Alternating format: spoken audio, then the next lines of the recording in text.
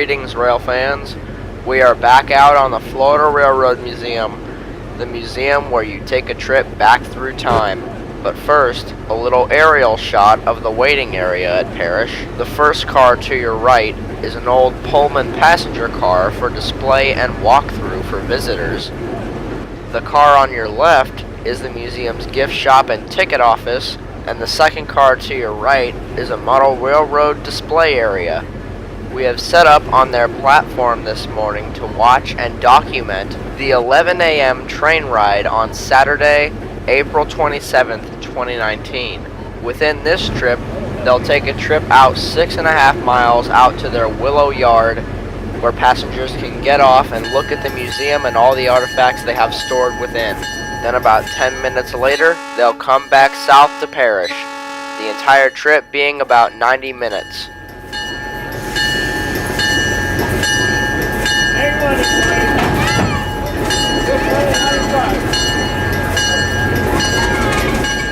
This museum is essentially a trip back through time, as they are riding on the old Seaboard Airline tracks that were laid in 1903. The museum has done very little altering to the line between Parrish and Willow, so you're essentially riding along the same rails and through the same environment as the Seaboard Airline folks did. Adding to the feel of going back in time was the locomotive they were using on this trip, a rebuilt Alco S2M. This locomotive was donated by CSX in September 2018. This locomotive was originally built as ONR 1201 in June 1946. However, it later fell under ownership of Conrad Yelvington Distributors and worked at Orlando, then worked at Palmetto's Conrad Yelvington Rock Distribution Center for a while before getting donated to the Florida Railroad Museum.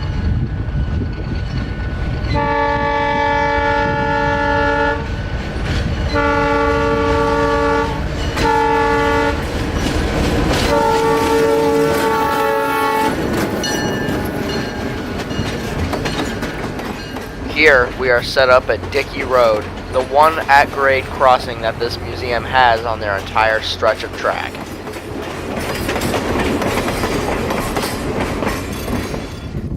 Our next location is at the museum's Runaround track, which is about a quarter mile just outside of their Willow Yard limits, and where on typical weekend trains like this one, they'll do a move what's called a runaround. A runaround is where they will stop their entire train in between the switch that they are passing now and the switch just to the right of the screen, uncouple the locomotive from the train, bring it past the switch to our right, and then go down the siding track, come onto the main track at the switch that they are just passing now, and then hook onto the back of the train so they can shove it into Willow Yard and then pull it back south to Parrish.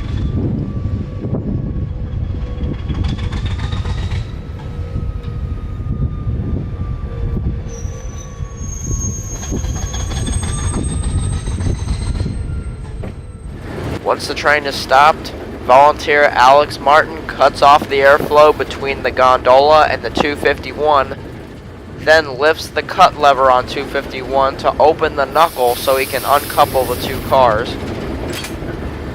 then signals engineer Tom to go ahead.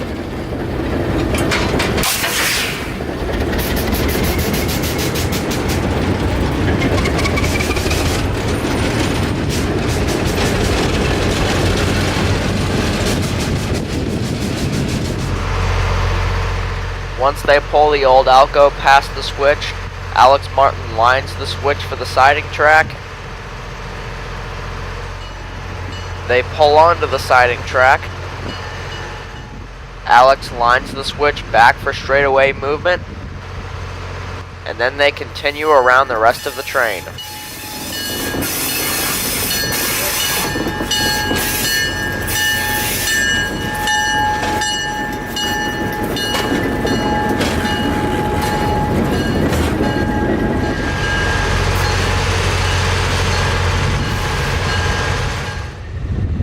Once they make it back to the southernmost switch, Alex lines it for the siding track. Tom pulls the 251 onto the main track. Alex lines it back for straightaway movement, and then they back on to the rest of the consist.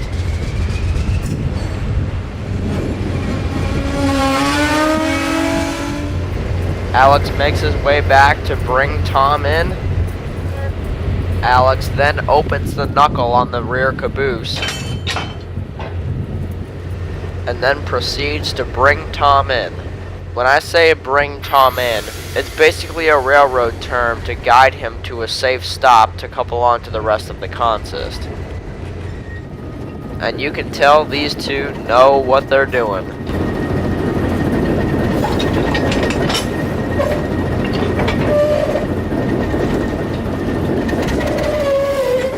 Once the two sides are coupled together, Alex requests a three-step so he can get between the cars and lace up the air hoses. When you hear anybody on the railroad refer to the term three-step, it's basically three actions that ensure the train doesn't move while a person gets in between to lace up these air hoses. The three steps are: 1. Apply the brakes. 2. Center the reverser in the control stand, which prevents the locomotive from being propelled in either direction. And 3. Open the generator field switch on the control stand, which prevents any electricity from being transmitted to traction motors. The air hoses that Alex just laced up are just as important. This supplies air pressure to the rest of the train.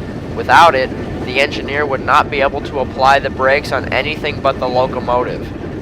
In just a few more minutes, all the necessary safety precautions are finished, so Tom can back the train into Willow Yard.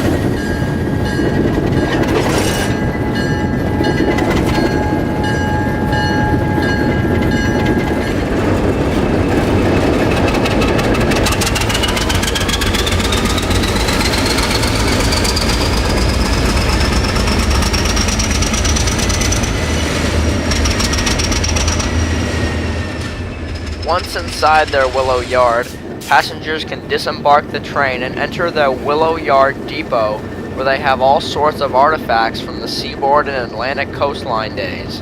They give passengers about 10 minutes to admire everything inside to comply with the rest of their schedule for the day. Once everyone is reboarded, the train inches its way out of the yard and flies south.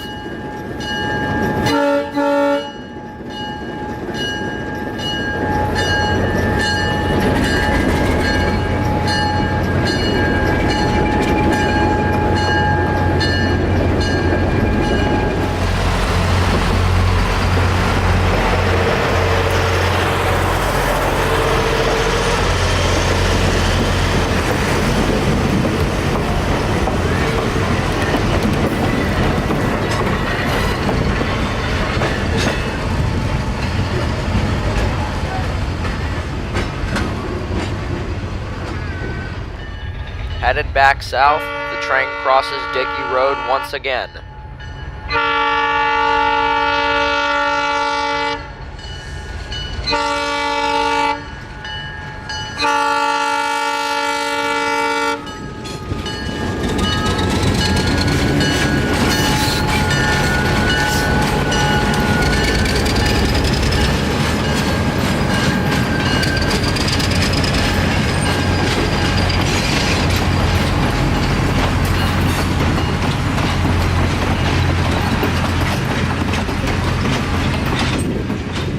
And within a few more minutes, they're back to Parrish.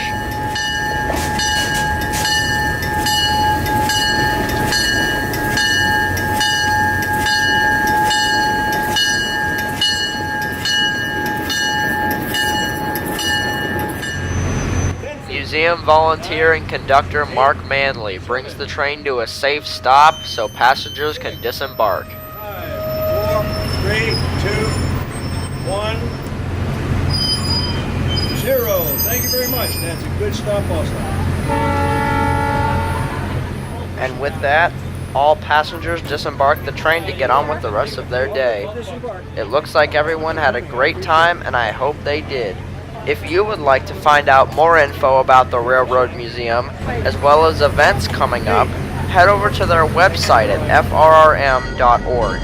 Here you can find info on upcoming events, projects going on around the museum and in their Willow Yard, history about the museum and the right-of-way, history about the equipment they use, memberships, and more. If you would like to donate to any of the projects going on around the Florida Railroad Museum, go to the donate option on their website and they will give you options on how to do so. Donations and ticket sales are also used to maintain the right-of-way and current equipment. So, out on the Florida Railroad Museum at milepost SW860, this is Kotabeaner out.